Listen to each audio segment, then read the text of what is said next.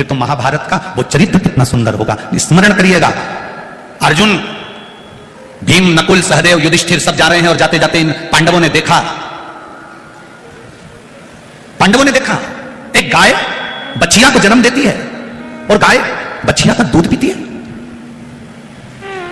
बछिया को गाय का दूध पीना था, परंतु अर्जुन ने देखा कि गाय ने बछिया को जन्म दिया और बछिया का दूध पी रही है। अर्जुन आश्चर्य में पड़ गया। आगे गया तो क्या देखता है, एक पक्षी जिसके पंख पर राम और श्याम लिखा हुआ है। पक्षी उड़ता उड़ता आया और उड़ते उड़ते आकर उसने मरे हुए कुत्ते का मांस नोचा और चले गया।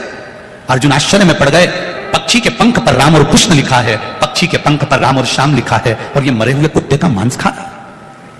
फिर देखा एक हाथी के दो मुंह, दोनों मुख से भोजन कर रहा है तो भी हाथी का पेट नहीं भरा रहा। अर्जुन आश्चर्य में पड़ गया, ये किसकी लीला है। और आगे गया, उसने देखा एक बड़ा सारा पत्थर ऊपर पहाड़ से लुढ़कता आ रहा है। उसने बड़े बड़े वृक्षों को गिरा दिया, एक छोटे से घास के तिनके ने उस पत्थर को रोक दिया। एक घास का तिनका उस पत्थर को रोक देता। अर्जुन आश्चर्य में पड़ जाते हैं, कैसी लीला है। अर्जुन भगवान कृष्ण के पास गए और उनसे विनती करी, आज मैंने कुछ आश्चर्यजनक चीजें देखी है, मुझे बड़ा आश्चर्य हो रहा है। क्या आश्चर्य अर्जुन? अर्जुन ने कहा, एक गाय ने बछिया को जन्म दिया। अभी तक मैंने देखा था गाय जिस बछिया को जन्म देती थी वो बछिया गाय का दूध पीती थी, परंतु आज मैंने देखा कि गाय ने बछिया को जन्म दिया और गाय ने बछिया का दूध पिया। फिर मैंने देखा एक पक्षी के पंख पर राम श्याम लिखा है, उड़ते हुए आया, मरे कुत्ते का मांस खाकर चले गया। फिर मैंने देखा हाथी के दो मुंह है, दोनों मुंह से भोजन कर रहा है, पर हाथी का पेट नहीं भरा रहा। फिर मैंने देखा एक बड़ा सारा पत्थर लुढ़कते आया और बड़े बड़े वृक्षों को, बड़े बड़े पेड़ों को उसने गिरा दिया, बड़े बड़े वृक्षों को उसने गिरा दिया, और एक घास के तिनके ने उस पत्थर को रोक दिया। अर्जुन कहते हैं, मुझे समझ में नहीं आता ये कैसी लीला है। भगवान कृष्ण कहते हैं, अर्जुन अब कलयुग आ गया, ये कलयुग की लीला चालू हो गई। गाय बछिया को जन्म दे रही है और बछिया का दूध पी रही है, उसका मतलब है माता पिता बेटी को जन्म देंगे और उससे नौकरी और सर्विस कराकर उसका जो धन आएगा वो माता पिता खाएंगे। ये कलयुग है। गाय बछिया को जन्म देगी और बछिया का दूध पिएगी। और सुन अर्जुन, पक्षी के पंख पर राम श्याम लिखा है और पक्षी आकाश मार्ग से उड़ता हुआ आया और मरे कुत्ते का मांस खाकर चला गया। अरे ये पक्षी राम श्याम लिखा है, ये राम नाम कृष्ण नाम की चादर को दुनिया के लोग बदनाम कर देंगे। दिन में चादर ओढ़ेंगे और रात में वही कुछ गलत काम कर जाएंगे। ये कलिकाल बड़ा विचित्र रहेगा अर्जुन, बड़ा विचित्र है कलिकाल, इसको समझना होगा। पहले आश्रम में रहने वाले, मठ मंदिर में रहने वाले, भगवान के भजन में रहने वाले, वन में रहने वाले, सत्संग में रहने वाले, भगवान की भक्ति में रहने वाले, आश्रम में रहने वाले, मठ मंदिर में रहने वाले, साधु संत सन्यासी तपस्वी साधक उपासक, ये जितने होते थे, इनको रामायण गीता भागवत शिवपुराण भगवान के भजन राम और कृष्ण से मतलब रहता था। पर धीरे धीरे धीरे धीरे धीरे धीरे कलिकाल का प्रभाव बढ़ता गया। जो बड़े बड़े मठ मंदिर आश्रम आदि आदि होते चले गए, अब वो राम कृष्ण शिव भक्ति भगवान का भजन कीर्तन इसको छोड़कर कहीं ना कहीं संसार के लोगों में कहीं ना कहीं वो अंदर प्रवेश करते चले गए।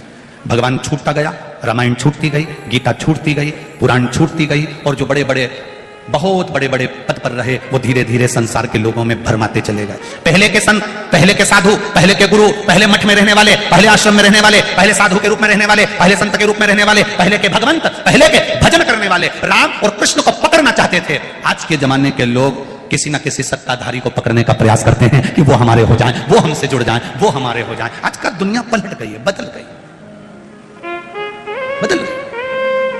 अर्जुन ने कहा, मैंने तीसरा देखा, एक हाथी के दो मुंह हैं और दोनों मुख से भोजन कर रहा है, उसका पेट नहीं भरा रहा। अरे अर्जुन मत चिंता कर, एक एक व्यक्ति की दो दो दुकानें होंगी, दोनों दुकान से कमाएगा तो भी घर का गुजारा नहीं हो पाएगा, ये कलिकाल चलेगा। एक दुकान से नहीं, दो दो दुकान डालकर बैठेगा, दो दुकान से कमाएगा। हमारी कपड़े की भी दुकान, हमारी इसकी भी दुकान, हमारी उसकी भी दुकान, छोटा भाई ये करे ने बड़ा भाई ये करे, छोटा लड़का ये करे ने बड़ा लड़का ये करे, हमारी बहन ये करे ने भाई ये करे। इतनी जगह से कमाई होने के बाद भी घर में रोज क्लेश है, रोज अशांति है, रोज चिड़चिड़ है। पति की भी नौकरी है, पत्नी की भी नौकरी है, बच्चे भी एजुकेशन अच्छी कर रहे हैं, पढ़ाई अच्छी चल रही है, सब कुछ अच्छा चल रहा है, उसके बाद भी घर में शांति रत्ती भर की नहीं है। कहां गई वो? किसके लिए कमा रहे हो?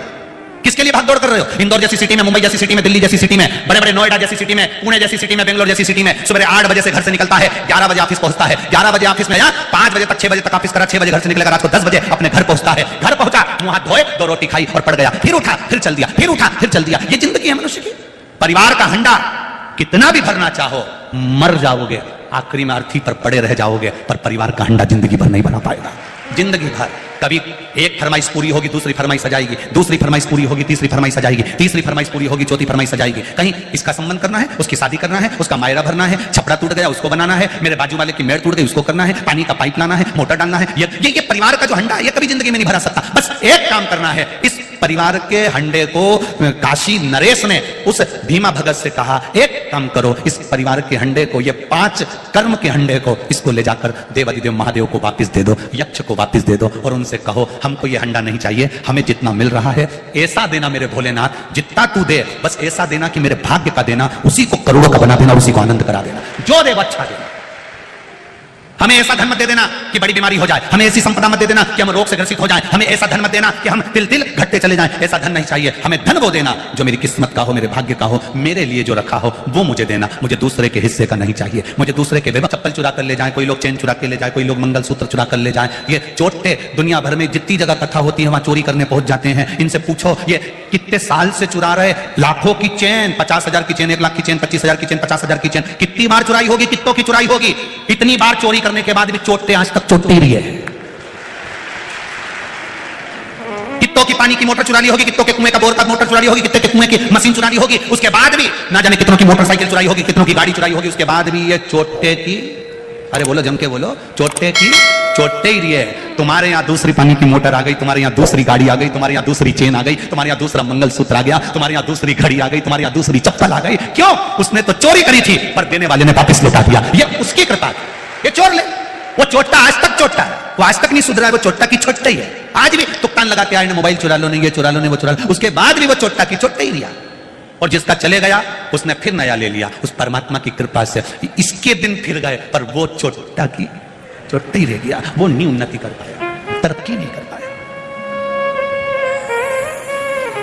हंडा नहीं भरना है हमको, वो हंडा, परिवार का जो हंडा है वो बहुत मुश्किल है कि भरा जाए। आप लोगों के परिवार का हंडा भरा गया हो तो बात दूसरी है, क्योंकि तुम तो कोटेश्वर के पास के। पर शिव पुराण कहती है परिवार का हंडा भरना बहुत कठिन है साहब, सबको संतुष्ट करना बहुत कठिन है। परिवार में 5 सदस्य रहते हैं, परिवार में 10 लोग रहते हैं, वो 10 खुद आपस में एक दूसरे से संतुष्ट नहीं रह पाते तो दूसरे की क्या बात करें कि दुनिया कैसे संतुष्ट हो जाएगी। हम दुनिया को संतुष्ट करने चले, हम दुनिया को प्रसन्न करने चले, हम दुनिया को खुश करने के लिए चले, कैसे हो जाए? कितना भाव से मेरे महादेव कहते हैं कि मैंने तुझे जन्म तेरे लिए दिया है, किसी दूसरे के लिए नहीं दिया। जगत गुरु शंकराचार्य जी तो कहते हैं पुनरपि जननम पुनरपि मरणम, बार बार जन्म बार बार मृत्यु के प्रपंच से तुम्हें छूटना है। कब तक जन्म लोगे? कब तक? जन्म और मृत्यु के प्रपंच से हम छूटना, उसके भजन के बल को हम बढ़ाएं।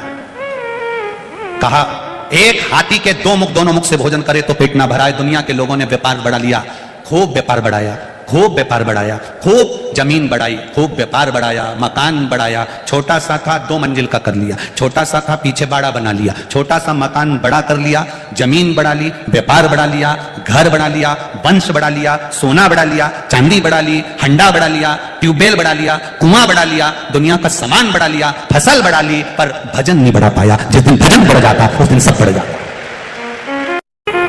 अब हाथी के 2 मुख। फिर अर्जुन ने भगवान कृष्ण से कहा एक बड़ा सारा पत्थर पहाड़ पे से लुढ़कता लुढ़कता आ रहा, बड़े बड़े वृक्षों को उसने गिरा दिया, एक घास के तिनके ने उस पत्थर को रोक दिया। भगवान कृष्ण कहते हैं अर्जुन मत घबराओ, जब कलयुग आएगा बड़े बड़े धर्म शास्त्रों को, नियम को गिरा देगा, केवल एक शिव महापुराण रूपी तिनका ऐसा होगा जो कलयुग को फिर गिरा देगा। शिव महापुराण रूपी एक तिनका, शंकर का भजन, शंकर का स्मरण। दुनिया के लोग कहते हैं कि ये कलिकाल में हो क्या रहा है, जिधर जाओ लोग एक लोटा जल लेकर शंकर जी के मंदिर जा रहे हैं, बच्चे बच्चे मंदिर जा रहे हैं, बूढ़े लोग मंदिर जा रहे हैं, शिव के भजन में लगे, शंकर के। गांव गांव, शहर शहर, पैसे वाला करोड़पति हो, चाहे रोड पर रहने वाला एक साधारण सा गरीबड़ा ठेला चलाने वाला क्यों ना हो, वो भी मजदूर हो, वो भी एक लोटा जल शंकर जी को चढ़ा रहा है। ये कलिकाल में शिव युग आ गया, कलयुग गया, शिव का युग। कलयुग जब लुढ़कता हुआ आएगा, कलयुग जब बढ़ता हुआ आएगा, कलयुग जब पहुंचेगा, एक छोटा सा घास का तिनका, एक शंकर का नाम स्मरण, एक लोटा जल, शिव की भक्ति, शंकर के नाम का गुणगान, शिव का स्मरण, इस कलयुग को रोकने की सामर्थ्यता रखता है। सामर्थ्य